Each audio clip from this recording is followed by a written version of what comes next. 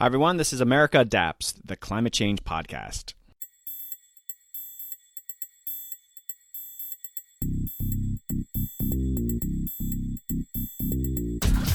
Hey, Adapters. In this week's fantastic episode, I have on Rich Sorkin, co-founder and CEO of Jupiter Intel, a Silicon Valley startup focusing on climate risk modeling. I haven't had many private businesses on the podcast, but I want to start highlighting the emerging adaptation business sector. Rich has a lot of interesting and important things to say on the subject. Also, please stick around. I have a bonus conversation with Claire Weiner, a teenager from the Baltimore region who is leading efforts to recruit teens to participate in the 0 Hour Climate March in July. It's a short conversation with Claire, but she has an amazing story, and you will be inspired by the younger generation really stepping it up on climate change. All right, your favorite part of the episode is housekeeping. All right, this is really cool. You can now listen to America Adapts on TV. Climate Monitor is a new channel dedicated to all things climate change. It's available on Roku and Amazon Fire. It's one of those apps that you download to your TV. So just how you get Roku or Amazon Fire, just search for climate change, or Climate Monitor, and it'll show up. I know my podcast is audio, but plenty of people listen to music on their TV. Why not a podcast? It also includes some imagery that sort of cycles through as you're listening each episode. All right, check it out. And the station has all sorts of other climate content, like material from years of living dangerously, to climate meetings, to conferences. Thanks, Mitchell, for the invite to contribute material to Climate Monitor. Okay, I've mentioned this before, but if you have Alexa, you can now listen to the podcast on Alexa. In my show notes, there is a video that shows you how to do this. All right, upcoming episodes. It's going to be a packed summer of America Adapts. Coming soon, I have climate communication expert Suzanne Moser, along with folks from the Kresge Foundation. I'm also doing a 3-part flood theme series with World Wildlife Fund. Also, Dr. Natasha DeJarnett from the American Public Health Association. She came on and we talked about climate change and public health. I have 2 Australia-themed episodes coming soon, and I'm also getting an Olympic snowboarding medalist on the podcast to talk about an organization she's helping protect our winters, which is obviously talking about how climate change is impacting the Winter Games. Very cool. I got my work cut out for me this summer. All right, I'm about to do a keynote presentation for the Potomac chapter of the American Society of Landscape Architects. I am looking forward to that. Thank you for the invite. And that landscape architect episode that I did last fall has been one of my most popular ever. And for you DC adapters, I'm doing a live recording with previous guest Elizabeth Rush, the author of Rising. And we're doing this at Solid State Books on June 14th from 7 to 8 p.m. There's more details in the show notes. This will be a lot of fun. Come on out. You guys can ask her questions. I'll be asking her questions, and it's going to be sort of a laid-back opportunity to participate in my podcast. Just a reminder, and I'm going to say this slowly, America Adapts is a charitable organization. This is a full-time gig, and we need your support. Please consider giving a tax-deductible donation. You can find links to the We Did It donate page in the show notes.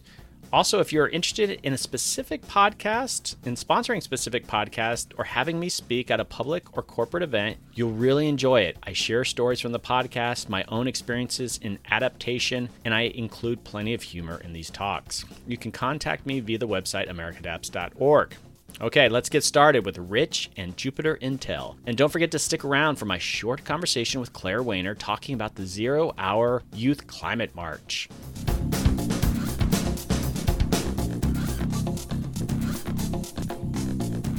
Hey, welcome back, Adapters. On today's episode, I am very excited to be hosting Rich Sorkin, CEO and co-founder of Jupiter Intel. Welcome to the podcast, Rich. Thanks very much, Doug. It's a pleasure to be here. First off, what is Jupiter Intel? Sure. So Jupiter Intelligence, or as we refer to it, just simply Jupiter, predicts the risk from weather and climate change at an individual property level. We have services that are as short-term oriented as 1 hour that are used for operational planning, things like emergency management and whether to close a runway or close a store, all the way out to 50 years. And those services are used for things like deciding where and how to build. Okay, just besides the obvious, is there any sort of symbolism to the name why you chose Jupiter? So Jupiter is the Greek god of weather, and the co-founders of the company had a prior company about a decade ago that was doing short-term weather-related services that was named Zeus. So Jupiter is the new and improved version of Zeus, the Greek god of weather. Okay, great. All right. And so where are you based out of? So headquarters are in Silicon Valley, and we currently have offices in New York City and Boulder, Colorado. And I would expect over the next 6 to 12 months, we'll be opening offices in the minimum of Miami and Europe. All right. And so how long have you guys been in business? So first funding of the company was April of 2017. So we recently celebrated our 1-year anniversary as a company. All right. I kind of want to get into this a little bit later, but you've generated quite a bit of media. I'm sure that's great for you guys. But what's the situation? And I sort of want to talk about how you've gotten some of this funding. But for your clients at this stage, are you kind of outreaching to them, or are clients interested in sort of the product that you have? Because it's sort of kind of unique how you've sort of gotten some exposure with the media. Are they coming to you? Sure. Great question. And it really depends on the time frame we're talking about. So from April of last year to February of this year, we were in what is commonly referred to in Silicon Valley as stealth mode, which is essentially we were trying to keep what we were doing as much of a secret as possible for a variety of reasons. And we had a targeted list of a couple hundred public and private sector entities that we directly reached out to.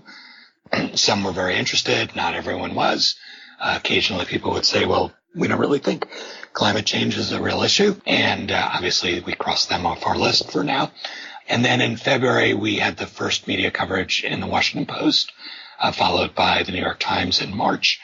And ever since then, we've had ever increasing percentage of our customer discussions that are as a result of inbound inquiries. So right now, it's still probably about 2/3, 1/3. 2/3 are the product of relationships that we began building a year ago, and 1/3 are inbound. But even that, increase, that's when you go from 2/3 and add another third, that's a 50% increase. So we've been hiring people as fast as we can to manage some of those conversations and emerging relationships. And I would expect, if you ask me that question 3 months from now, to be closer to 50-50 and just continue to grow in terms of the number of inquiries that we're getting as a result of inbound inquiries. My background is in adaptation policy. I've been doing it for about 15 years, and it hasn't been a very sexy field. And your company, it's a curious thing. You're referred to in some of these articles as a Silicon Valley startup. And why are you coming into the field of adaptation? I mean, I guess you personally as a co-founder, what were you seeing? Why did it all of a sudden that you think that this was a market and this was a field that Silicon Valley was going to attempt to work in? Sure. So I've been working in the environmental space as a component of things I've done for probably a decade at this point. And so I had a bit of a unique vantage point on some of the issues relative to, a lot of folks that are focused on emerging technology here in Silicon Valley.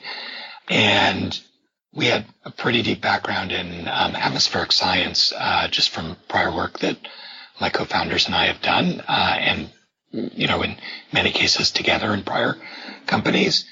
And, we kind of looked at what was going on in the world and said that around climate change, maybe 90 to 98% of the dialogue is focused on greenhouse gas policy and the overall arc of how the climate is changing and the debate about if it's changing and at what rate and what's the impact and what should the policy responses be. And the question of sea level actually has risen and storms actually have intensified, and losses related to flooding and drought and extreme heat events, both from an economic perspective as well as from a safety perspective, human health and safety perspective, have been steadily increasing. That aspect of it was really pretty underserved. And so we thought, it might be a little bit early, but that was going to be an area that just understanding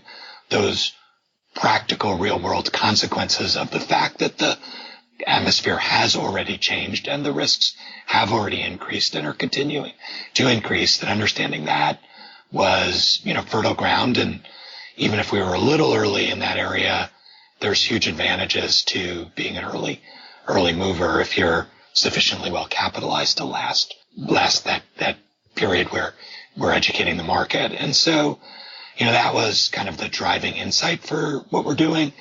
And for me personally, I like to work on things that are, simultaneously big, complicated problems from a technical and business perspective, have tremendous social impact and also large economic stakes. So, there was no question that this fit that bill in terms of thinking about what I personally was going to do next. I don't suppose you've crossed paths in California with the Peter Kariva at UCLA, that name ring a bell? Yeah, we have a pretty robust dialogue with UCLA. It's not as far along as our relationships, which are now consummated with Columbia University in New York and USC in Southern California. But there's some fabulous work being done at UCLA that we're already pretty far along in figuring out how to collaborate on. The reason I bring it up is I did this California Adapt series, this 3-part podcast where I went out there, and Peter Kariva and UCLA sponsored it. But one of the conversations I had with him is that he was trying to make a point that at least up until now, why so much attention has been on the mitigation side of climate change is that that's where all the money's being made. But on adaptation, there's just not much money to be made. And so there hasn't been that attention. But I guess what you're doing and you're, I guess, demonstrating is that that's shifting. We and our investors believe that this is a very important and big market opportunity, that it's in its early stages. And I guess, time will tell over the course of the next few years whether that was a good bet. I can say the early signs are extraordinarily encouraging from a business building perspective, but, we have a long way to go before we're as big as other major technology companies. Just for my listeners, I've done quite a bit of homework on what you're doing, but could you just briefly walk through, and I know you described a little bit, but let's say a specific client, and you don't even have to mention the name, but let's say it's a city, but you're dealing with flooding. What exactly are you doing for them? And, I guess maybe get a little bit into the fine scale modeling that you're doing for them. What literally are you doing as the service? Sure. So there's kind of two components to that question. The first is what's the service, and then the second is how are we delivering it? So I'll take those one at a time. First, in terms of the service and the customers, we have 3 major sectors that we work in: asset owners, financial services, and the public sector. And in each one of those sectors, we have some flagship early customers that are subsegments of the larger sector, if you will. So among asset owners, ultimately that includes things like real estate, ports, airports, critical infrastructure, power, refineries, roads, essentially anything that you can physically touch, including, by the way, hotels. And our first customers in the asset sector are in real estate, and I'll come back to that in a moment.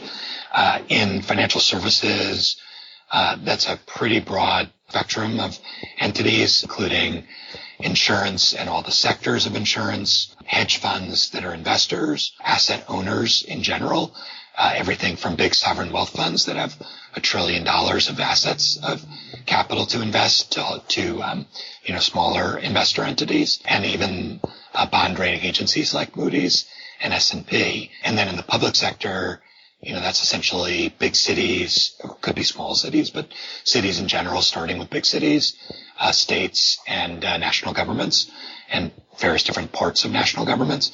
And in the public sector, we're starting with large metropolitan areas. And I'll give you 2 very specific examples in real estate. And this is something the New York Times actually talked about in their article. So a lot of this is kind of out there already, but we're working. One of our customers is a company called theyve, which has about $1 billion of industrial real estate in Los Angeles, Houston, South Florida, Charleston, and around the ports of New York and New Jersey. And they're expanding in Charleston. They're buying land and building on that land. And they know that Charleston floods, and they'd like to buy land that is less flood prone than other land. And there's actually no good information source for that. The FEMA information is really quite limited and in many cases wrong. And the insurance information is based on the risk in the next 12 months and not 20, 30 years in the future. And so they're essentially starting from scratch, and they turned to us, like many other large real estate entities, and said, help us understand the risks associated with various different property that we might buy and build on.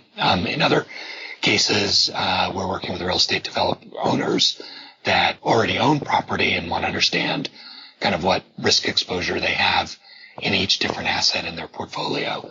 On the other end of the spectrum, in the public sector has to make decisions around zoning and building codes and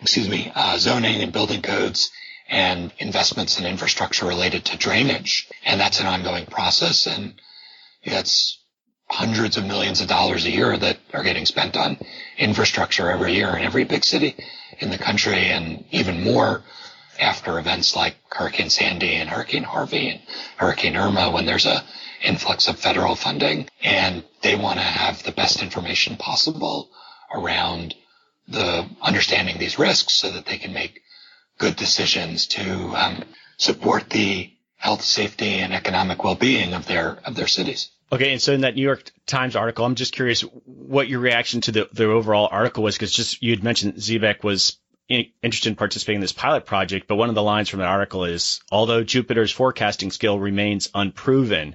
I mean, that must sort of influence what you think is like potential clients if that's, well, it remains unproven. I mean, would you say that's an inaccurate way to describe what you're doing?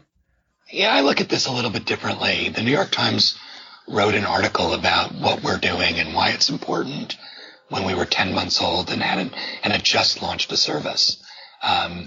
And any smart customer is going to know it's a brand new service and it's not yet proven. And the customers that are working with us, or at least back in February, were working with us, were ones that said, we see the promise in what you're doing and it's strategically important to us. We think we can get pretty significant economic, strategic, and positioning advantages from working with a company like Jupiter. And so, we'll do a pilot and we'll see how it goes. And if it goes well, then we'll do more.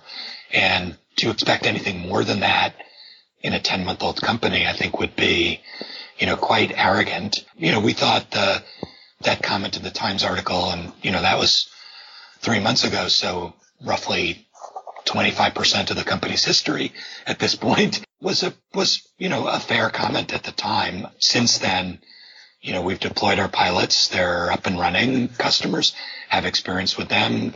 A number of the largest financial services companies in the world are doing confidential evaluations of the predictive accuracy of what we're doing. And Rome wasn't built in a day. And, we have a step-by-step process in building the company. We're quite confident that we have the most accurate predictions available in the marketplace for what we're doing. And anyone that takes a close look at what we're doing will see that for themselves. But, we have to prove what we're doing to our customers in the marketplace. And in general, we don't get that for free. We have to earn it.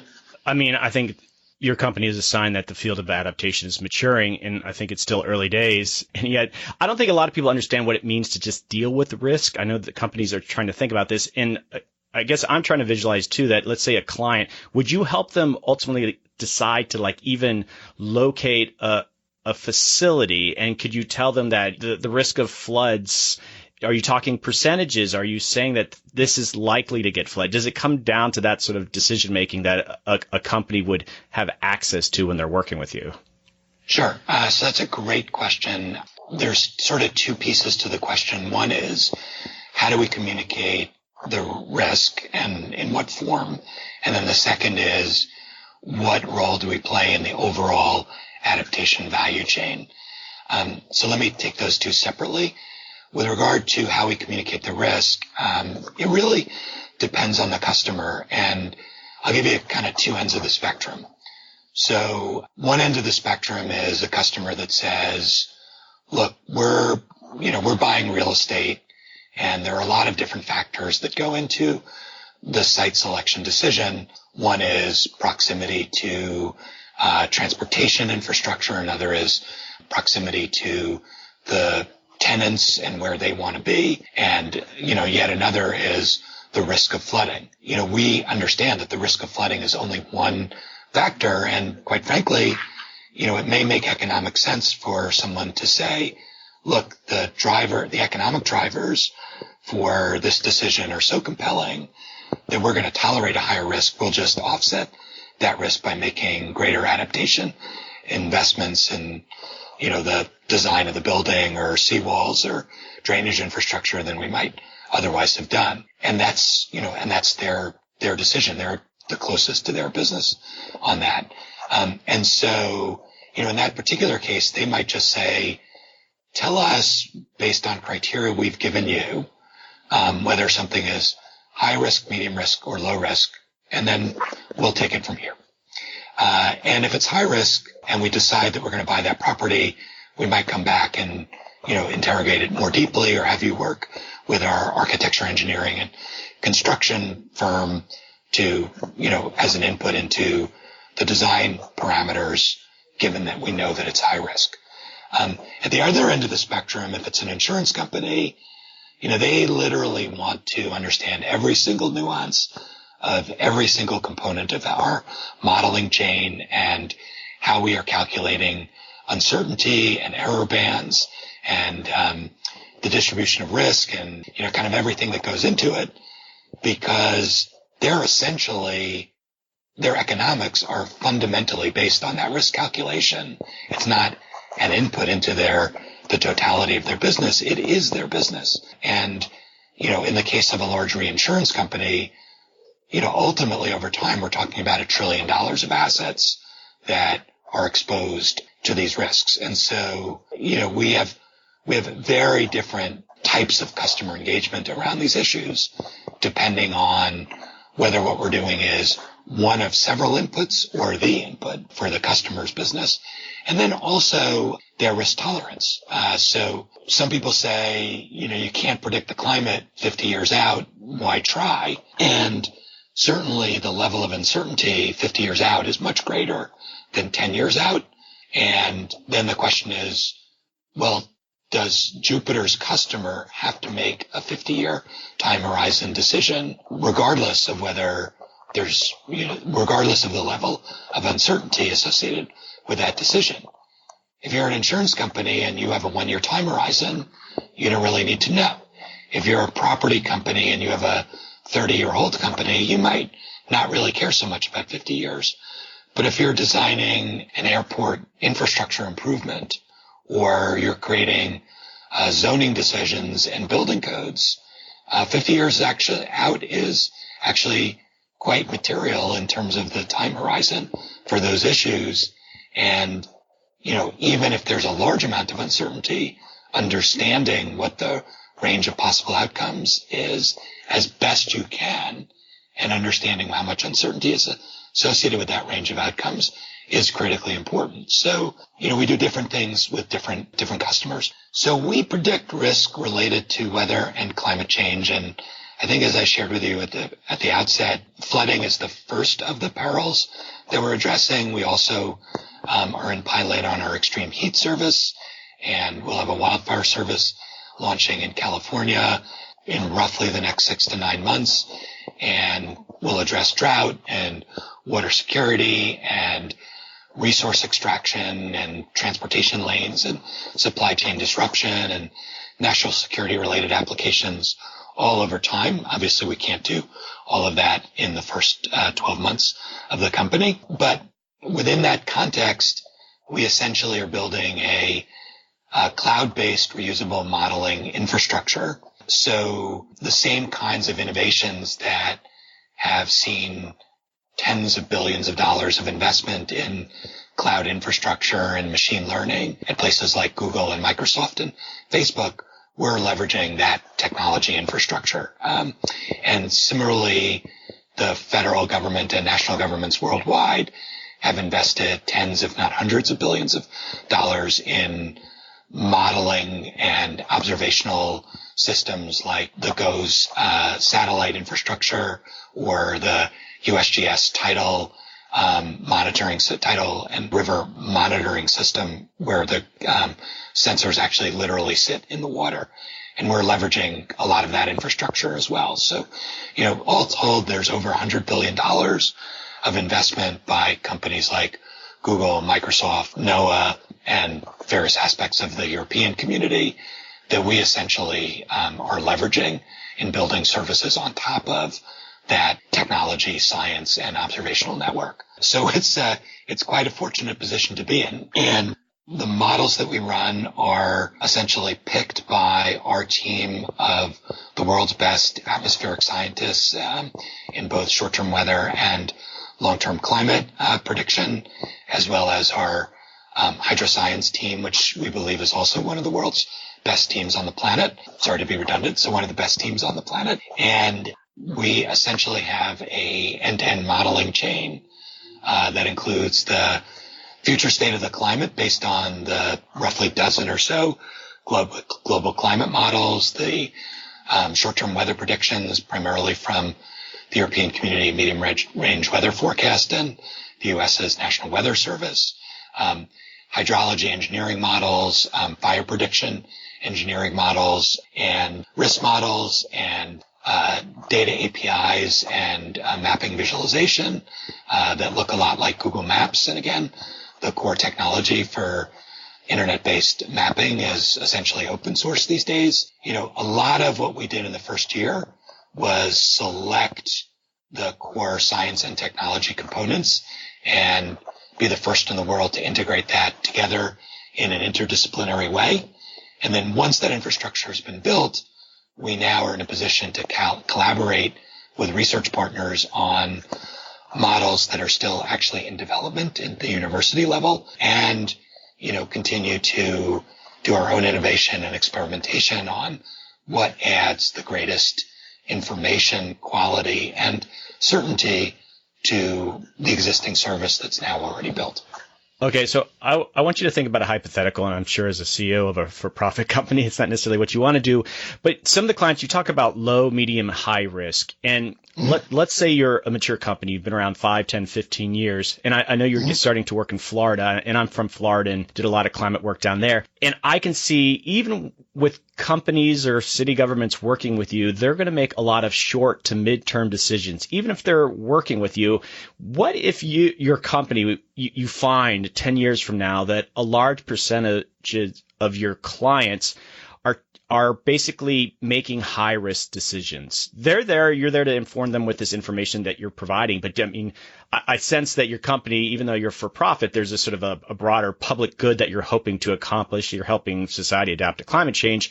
What if you just have a huge portfolio of companies that ultimately decide, you know what, we're just going to go with the high risk because it's more profitable in the short term? And a couple of those articles even alluded to that, especially when it comes to real estate. It's like, well, you know what, we can still make a buck over the next 10, 20, 30 years. Would you as a company, I'm asking you to sort of speculate, but I mean, if you're in that position where you just have all high risk decisions being made with the information you're providing, what would you do? Yeah, I'm going to come at it a little bit differently than the way you framed the question. And then if you still want to ask the question, I'll try and tackle it. We're actually in the information business, and the private sector is extraordinarily good at digesting information and making both short and long-term economically rational decisions. I'll give you a good example of this. If your insurance price goes up because something is higher risk, you're either going to move to lower risk assets or invest in the asset to reduce the insurance cost. If your debt costs go up because you have a lower bond rating, because you're higher risk, you will do the same thing, either move to lower risk or invest in reducing the risk related to your assets and business. Similarly, if a large sovereign wealth fund with $1 trillion of investment capital says, we're not going to invest in things that are high risk and ignoring climate change risks on a long-term basis, the folks that are looking for capital from those sources are going to modify their behavior to appeal to those capital sources. And if that doesn't happen, quite frankly, the world is actually facing a much bigger issue than what Jupiter does. So if you go back to 2001, people were starting to say, these mortgages seem to be a little bit riskier than is priced into the derivative securities that the mortgages that are based on these underlying mortgages. And a lot of people said, you're crazy. Everything's fine. Housing always goes up, right? And then in 2003, people started to say, you know what? Maybe these risks actually really are quite significant. And a lot of people, including, unfortunately, the federal government, said, no, you know what? Things are good. We're going to relax the lending standards, right? And then by about 2006, there were a handful of entities, financial investors, that basically said, you know what? Not only are these risks mispriced, but these risks are grossly mispriced. And if we take the other side of the trade, we're ultimately going to make a killing. And by 2007, brand name investment banks had adopted that view and were, essentially getting out of those assets and taking the other side of those trades as fast as they could. So that when 2008 rolled around, there were a handful, you could probably count them on maybe not one hand, but 2 hands and 2 feet, that made billions of dollars of profits because they understood that the risk was mispriced, and the rest of the world suffered enormous consequences in terms of human well-being and economic prosperity because national governments around the world were so slow to tighten lending standards and deal with what actually was mispriced risk. So one of two things is going to happen on a global basis well before this is a business issue for Jupiter. Either the risk is going to gradually get priced into asset values like all risk is priced into all other assets, or at some point there's going to be a really brutal correction. At some point in time, some set of investors are going to say, we see what's coming and we're going to be on the right side of that. And that in and of itself will drive changes in behavior. And I think the big question for the planet is whether we have a gradual transition to lower risk assets that are appropriately priced, or we have a 2008 like global financial correction. We'd like to avoid the latter. And I guess part of this is, what's the definition of long term for an investor? And going back to South Florida, I'm always going back to South Florida. You know what the models say. 3 feet of sea level rise is now the conservative number. There's people talking 5, 6, 7 feet by the end of the century. And there are a lot of cranes in Miami building new things. And so investors are obviously comfortable, at least in the short to midterm, to investing down there. I mean, how do you guys kind of get around that? I mean, you're going to be working down there. You are there to provide information for them to make, I guess, short and midterm decisions. But that long-term decision, are they really factoring in what's going to happen? So the short answer is yes, they're beginning to. And let me come back to that in a bit more detail in a moment.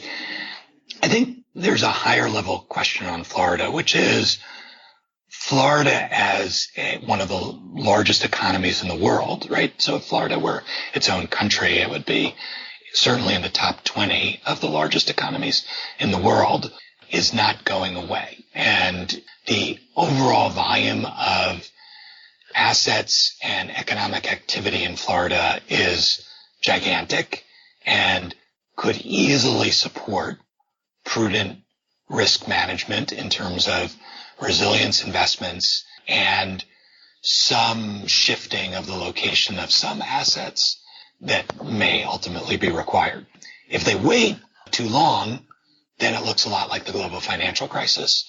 On the other hand, Florida as a vibrant economy wouldn't even exist were it not for the country's largest public works project to date, that essentially has a system of human-constructed changes in the routes of rivers and pumping stations and canals throughout the state that on a real-time basis are pushing water out of the state every moment of every day. Well, that exists today. And the cost to maintain the state of Florida relative to the value of the assets and the value of the ongoing economic activity is significant in dollar terms and trivial in percent terms. So a failure to adapt in Florida would be among the greatest failures of political will and planning in humanity's history. That's not to say it won't happen, but I wouldn't bet that Florida's going away. I think that's just a reductionist view of the world that's quite simplistic. What we see in Florida is the public sector is quite sophisticated on these issues and has a very clear understanding of what they need to do. There might be some voter education and some financing activity that needs to be done well beyond the $400 million bond that was recently issued. But I think the public sector, big pieces of the public sector kind of have their finger on the pulse of what's going on. In the private sector, and you mentioned, the cranes all over South Florida, the most sophisticated property developers that we talk to totally get this and increasingly are adopting what I refer to as Sorkin's first rule of antediluvian real estate, which is buy high, sell low. Okay. Yeah, and just your notion of like Florida's not going away. I hope not. My parents still live there. I guess just it's more of an acknowledgement that parts of Florida are literally going away just based on what kind of sea level rise we can expect. And so what kind of development decisions do you want to make? And, you guys are going to be part of that conversation. So it's going to be a roller coaster over the next 30, 50 years for Florida. And I worked for the state of Florida when, new political leadership came in and basically banned the state from even talking about climate change. And I think that's shifting a little bit, but, the local governments, I think, are really being quite aggressive down there trying to address it. And it's probably some of the people that you're talking to. Sure. Well, a couple things. One is a lot of this is going to have to get driven at the federal and state level, just in terms of where the money is.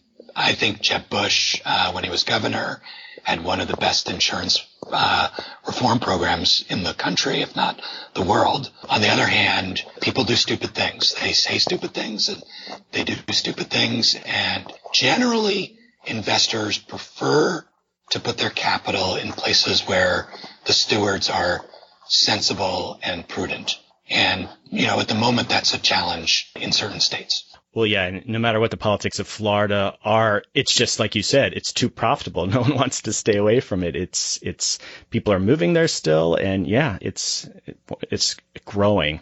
All right, so I want to pivot a little bit here, and I want to get your perspective.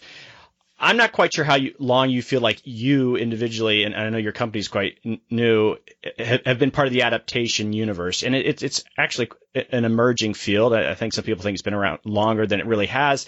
What is your company doing, and what sort of outreach? I know you're out there getting clients, but there's a lot of adaptation professionals. They're sort of starting to organize, and they really cover almost all sectors. Are you guys plugging into that universe? Do you feel like adaptation is an actual sector that you're engaging with directly, or do you even kind of break it down like that? Well, we're definitely focused on adaptation as a key component of things that we do, and we're building relationships as fast as we can. I think maybe would be helpful to talk for a moment about the heritage of the people in the company. So, our co-founders include Todd Stern, who's the former chief climate envoy of the United States, and has been focused on these issues at the deepest level longer than almost anyone else on the planet. More so from a GHG policy perspective than adaptation, but the adaptation dialogue goes back to COP19. So, 5 years ago, and Todd was certainly a key part of that. The company might only be a year old, but the folks in the company have been working on these issues for most of our careers in many cases for various different parts of it. I think earlier I may have mentioned our work with the architecture, engineering, and construction segment. Arguably, they're the ones on the front lines of doing adaptation work. And so since that's a core segment for us, we're already deeply engaged in that.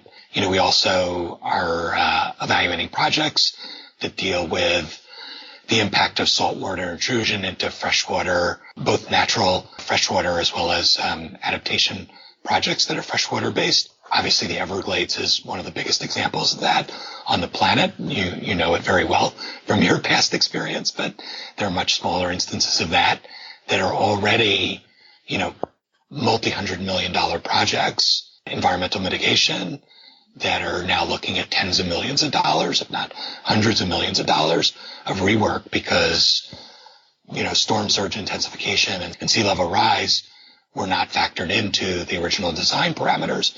And now as a result, you have these destroyed projects. So I think we're already pretty far along in joining that community as a very deep partner with the other folks. But we also, we're relatively young as a company and have quite a ways to go too. And I would encourage you, if you haven't already, there's like an American Society of Adaptation Professionals. There's a National Adaptation Forum. I don't know if you're planning to go that next year.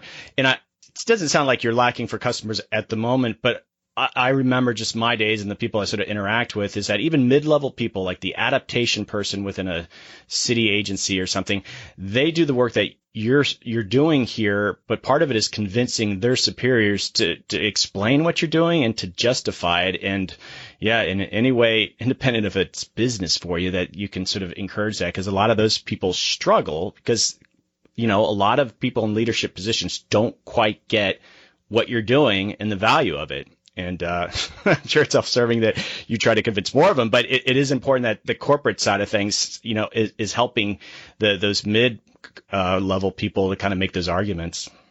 Sure. Well, I hope what I'm about to say makes it through the editing process. But okay.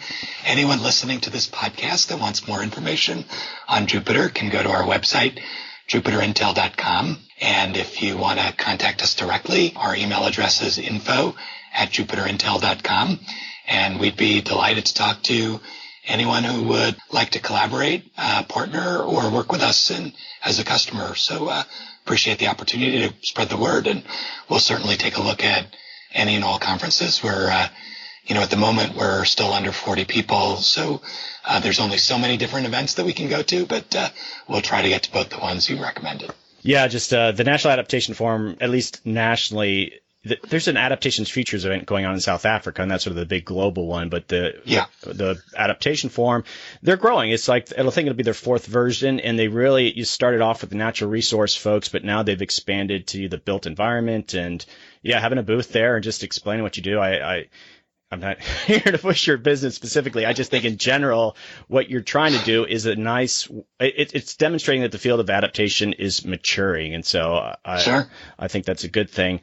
Yeah. By the way, Doug, just real quickly, we touch a lot of issues, but we're not trying to do everything, right? So whether it's the architecture, engineering, and construction firms, or the insurance industry, or the public sector, or strategic consulting firms like McKinsey, Bain, and BCG that are advising C-suite executives that, their clients. We're trying to partner with a lot of those entities and not replicate what those companies do, but rather help them be more effective. As a 1-year-old company, even when we're 5 years old, there's only going to be so many of these cities, states, countries, companies that we can work with directly, and we'll only be able to have the kind of impact we are if we're doing a good job of partnering with our compatriots in the ecosystem more broadly. All right, so I have a few more questions just related more about the business, and then just to kind of wrap it up. But I'm curious about competitors, just based on the articles and such. There's not a lot of businesses that are kind of doing what you're doing. I've connected with Coastal Risk Consulting. They've been mentioned in some of the articles that you're doing. And I don't know if you've heard of XDI. I was just in Australia, and it's a company down there, and I talked to the CEO of it. Have you heard of them? They do something similar, and they were very aware of what you guys were doing. But have you heard of them? Yeah, we track the competition pretty closely. Two that you mentioned, we're very familiar with their strengths and weaknesses. And I won't comment on either of them specifically, but more generally, I think what you have is, prior to Jupiter, there's been a bit of a cottage industry that's mostly kind of bespoke consulting, as opposed to a reusable technology platform that benefits from tens of millions of dollars of investment in the infrastructure. And so we think those are, all those companies, whether it's the two you mentioned or others, are very, very different kinds of entities than we are. The catastrophic risk modeling firms are kind of the legacy companies in the space. It's a bit like Blockbuster and Amazon. They have an old way of doing things that in many respects is obsolete for anything that's predicting the future state of risk more than a couple of years out. But those are the incumbents. And, the dozens, if not hundreds of little tiny companies, that are doing the bespoke modeling, some of them will buy, some of them will partner with, others will compete with directly. All right. And so one of the conversations I had down in Australia was the ability to actually provide this kind of service at the specific homeowner level. Is that somewhere you think you're going to go? Like it would be like someone who has a house wants to, I think you have an app. Is that a market? Is that a realistic market? Well, certainly it's possible to predict the risk at the homeowner level. I think there's a big business model question of whether homeowners or the ecosystem around individual residential properties like escrow and mortgage insurance and real estate brokers are a better market than the kinds of things that Microsoft and Google do, and even Facebook with advertising supported business models. I think you're much more likely to see over time a free service from someone like Microsoft and Google that's advertising supported than a direct to consumer business model in the short run, because Google and Microsoft and and Facebook are not currently in that business. There might be a short-term opportunity for folks that are doing direct to consumer, but ultimately, we don't think that's a terribly attractive business model. Well, and since there's really not that many people in the space that you're working, and you mentioned stockbrokers, and in some ways, the stock market is regulated by the government. And I've done quite a bit of scenario planning. I worked for the National Park Service, and sure, it's not quite the same thing, but it seems like everyone has their own scenario planning model, and they come in and they plug in some of the numbers and they do but it's almost like the Wild Wild West. You could go to all these different workshops, and everyone's got their own sort of way of doing it. And there's going to be more companies like yours popping up, and some of them might just be producing junk. Is there a role for the government at some point to kind of regulate this information that's going to be used to make a lot of very important decisions? Well, first of all, I do agree it's a bit like the Wild West, and the Wild West matured. We think this is going to mature quite rapidly. The market does have very efficient mechanisms for sorting out junk and quality. We're certainly focused on the highest quality service available and technically possible. And we'll be playing a role in educating the market on the difference in quality between what we do and, to the extent there are players that are truly junk, helping the market to understand that. And we think folks like you and the New York Times and the Washington Post will also play a role, as will the insurance industry. So I'm not really sure that there's a role for the government, especially in the next 2 years at the national government level in the United States. I think there's real reservations about about what segments of the market would find the U.S. government a credible arbiter of quality today. We'd like to see the market develop with its own mechanisms for evaluating quality. And I guess time will tell whether that's going to happen or not. And we probably have at least a 2, if not 6-year window in the United States to demonstrate that we're a reputable quality provider before the federal government's likely to step in on this. Well, that's related to a question that I just was going to have. Will people adopt this technology in time for it to matter? And so you're basically saying that there is a time frame where bigger authorities are going to step in.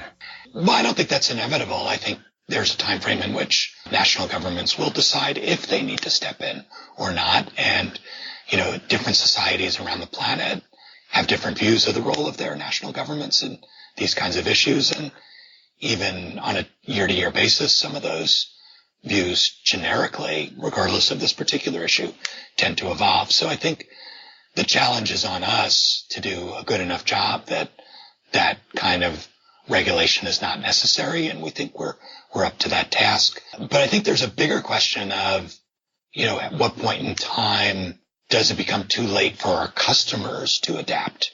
And that's going to vary depending on where on the planet they are and what their businesses are. Some are more vulnerable, both from a geographic perspective and from a business model perspective than others. And, again, in the intermediate range, and, now we're talking like 3 to 10 years, investors are smart. And I think a lot of this is going to get sorted out through access to capital and price of capital well before national governments put in place effective programs. We're now, depending on your starting point, somewhere between 10 and 50 years into the debate around greenhouse gases. And, the amount of progress that's been made on that at the national government level is extraordinarily disturbing in terms of how woefully short it is versus where it needs to be. So, they still have to tackle that one. Okay, so this is my last question, and I ask this of all my guests. If you could recommend any person, and if you have connections to get them on the podcast, who would you recommend? Let me turn that back to a question for you. What's the biggest issue that the audience for your podcast cares about? Oh, it's diverse. These are people that are working in adaptation or interested, it's adaptation professionals. And so it covers every sector. And so they partly like the randomness of the guests that I bring on. So they kind of bring it on me to be their quirky guest or whatever. And so if you have some unusual person, that's even better. That kind of brings a new kind of flavor to it. Well, I have an obvious one, which is Michael Bloomberg, who probably knows more about these issues as a result of, his time as governor of New York during Hurricane Sandy and the post-Sandy planning, as well as his role as chairman of the task force for climate-related adaptation. So he'd be the giant get, and I'm sure would have a lot of very interesting and unfiltered things to say. In terms of quirky, someone like John Drizek at Marsh that, essentially helps their clients evaluate risk and how to manage that risk would be a great choice. Maybe the CEO of one of the big architecture, engineering, and construction firms like AECOM or Arab or Arcadis would be good. I think Governor Bush, based on his time in Florida and the role that he played in insurance reform, would be a fabulous source of insight as well.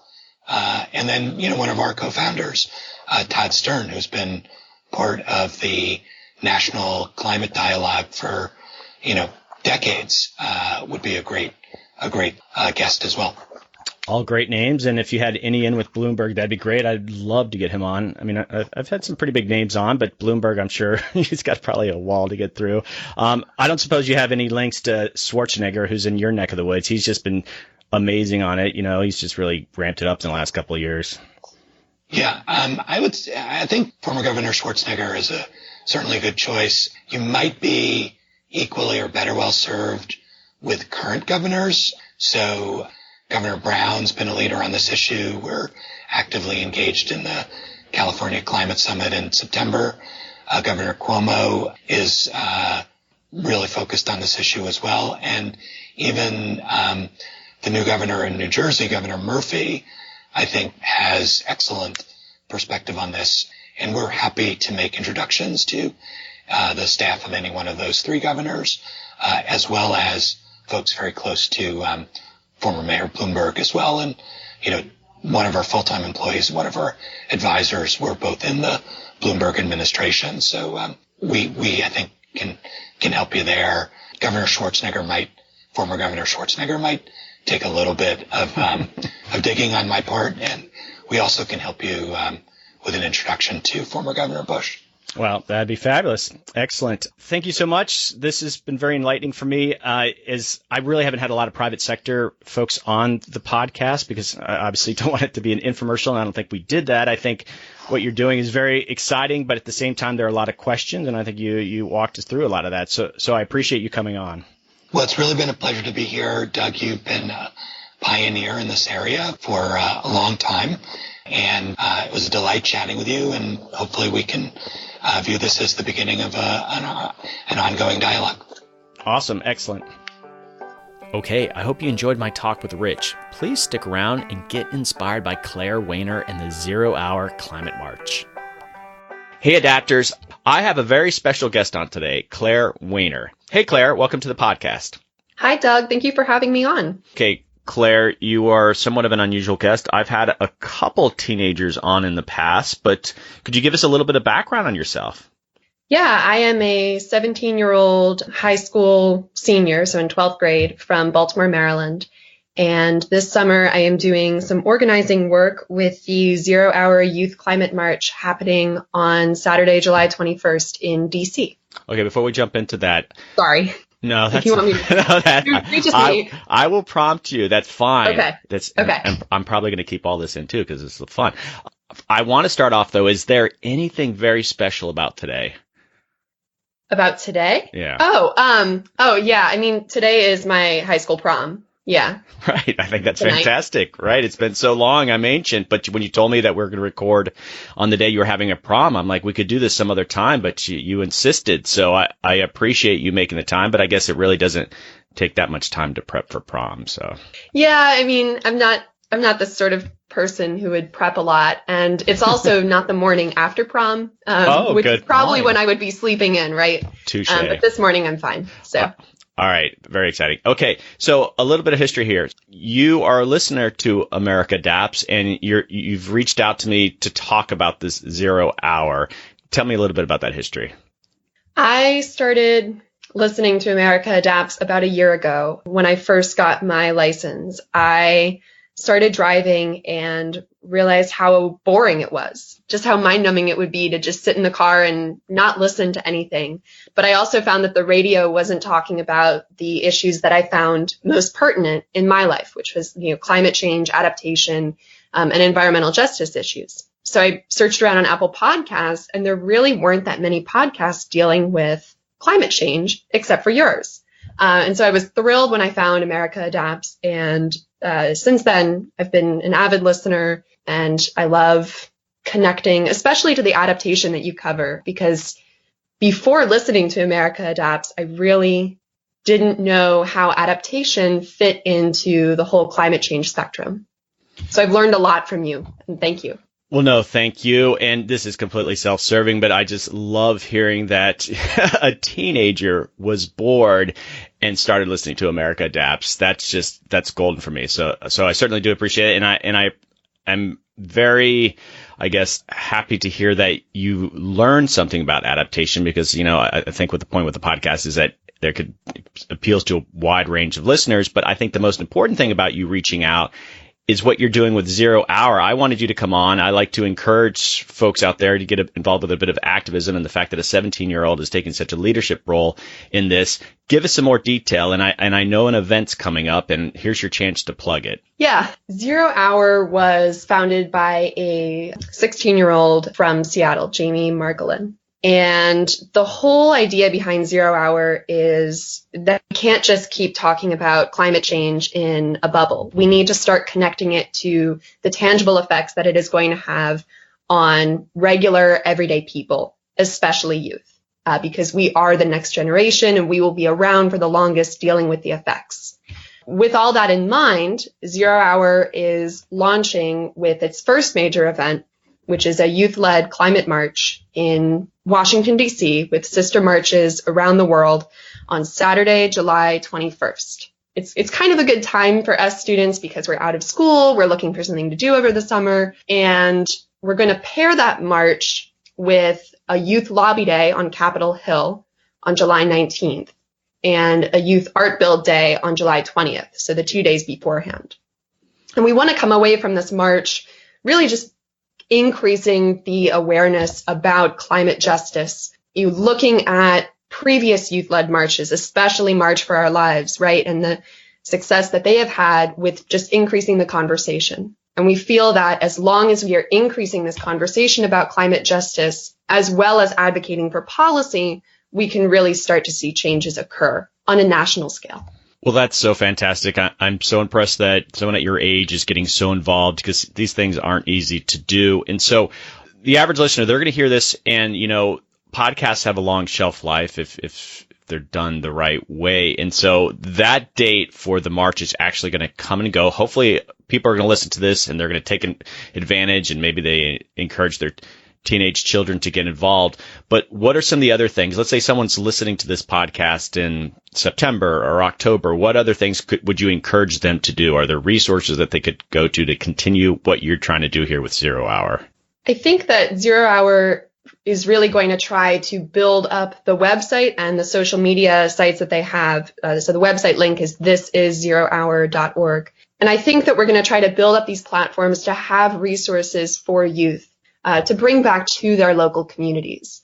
So even after the march, I would say that youth or adults or anyone, look at your local community, your local lawmaking body, whether that's a county council, city council, or even your state legislature, and start thinking about policies that you could help to pass that are really going to push forward climate change mitigation and adaptation. So look at the renewable portfolio standards for your state, right? A lot of these might sound unfamiliar now, but oftentimes you can start by meeting with a local legislator and talking through what you want to do, and the legislator can help you frame that in terms of bills and laws and legislation. But I guess through Zero Hour, I've learned that one of the most direct ways that youth can get involved is not just advocacy and marching, but turning that into powerful legislation that is going to make a difference in the amount of fossil fuels that we burn and in how communities are going to be best adapted to climate change.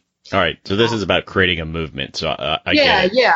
Yeah, creating a movement. And I think Zero Hour just hopes to connect all of these young activists around the country, continuing to use our social media and our website for ways to youth to kind of build off of each other, build up that energy, and then take that back to their communities to mobilize. Okay, I got a couple more questions and just more about you. So why is climate change such an important issue to you? I mean, you alluded to it a little bit earlier, but you've obviously jumped right into this. Yeah, I would say what really got me interested in climate change were birds. I've loved watching birds ever since I was pretty little. And as I got older, I started to learn about the threat that climate change posed to birds in my local environment. A lot of birds migrate, and climate change is going to affect how birds migrate. And so to me, my story with climate change has been connecting how I relate with birds to members of my community through bird walks, through bird festivals, bird monitoring, and using birds as kind of messengers, right? Canaries in the coal mine, to show us that climate change is affecting humans, it's affecting our natural environment, and that birds were what got me into the climate change and climate justice rhetoric. And once I got into that, I started trying to make the connection between birds and people and how climate change would affect all of us in diverse but almost unified ways. Awesome. That is an unusual and a profound reason to get involved with this issue. I'm very impressed. And so I guess one last question is, what do your parents think about your activism? This is fantastic. I'm so impressed. Maybe you're a typical teen in other areas of your life, but in this area, you act, more activist than most adults. And so what do they think? Gosh, I think they just hope that I don't get arrested in doing something a little crazy with youth marching and so forth. But I think that they also recognize that their generation kind of missed its opportunity to do something about climate change, to start recognizing it, because we've known about climate change for many decades, and then it just started to build momentum. And so I wouldn't say that they're grateful, but I would say that they're recognizing that my generation is taking on this huge global problem that their generation kind of glossed over or didn't really know about yet. And so it's kind of like, I don't know, like they're passing on the torch or just encouraging me because it's something that they didn't do that in retrospect they wish that they would have worked on. Oh, wow. I love this. Throwing some shade at your parents' generation. Awesome. I'm trying not to be rude. I know. No, you are absolutely spot on. And that's part of my generation, my age. There is a lot of work being done at our age level, but we've dropped the ball in so many other areas. And so you're spot on, and hopefully that's, your generation is going to take it that much more seriously. So that's very encouraging. Okay. So any last bit of information you want to share? Maybe just mention the date again and any sort of website or resources people could go to. I'll include stuff in my show notes if people want to dig there, but any sort of final thoughts and information? So I would encourage everyone to show up to the 0 Hour Youth March on Saturday, July 21st, 2018. You can either attend the big central march in DC, or you can go to our website, which is thisiszerohour.org, and search for a sister march near you, or even start a sister march near you. It doesn't have to be a big effort. It can just be you and a couple other activists getting together, posting on social media, and joining the movement. And you can RSVP for the march on our website, thisiszerohour.org. Thank you, everyone, for listening, and I hope to see you mobilizing with us on July 21st. Thanks, Claire. That was fantastic. And again, those resources will be in the show notes. You and I have chatted about you guys even starting your own podcast that I would be more than happy to help you do. So that's one way to kind of keep up this movement. So let's keep communicating that way. But again, thanks for what you do, and thanks for coming on.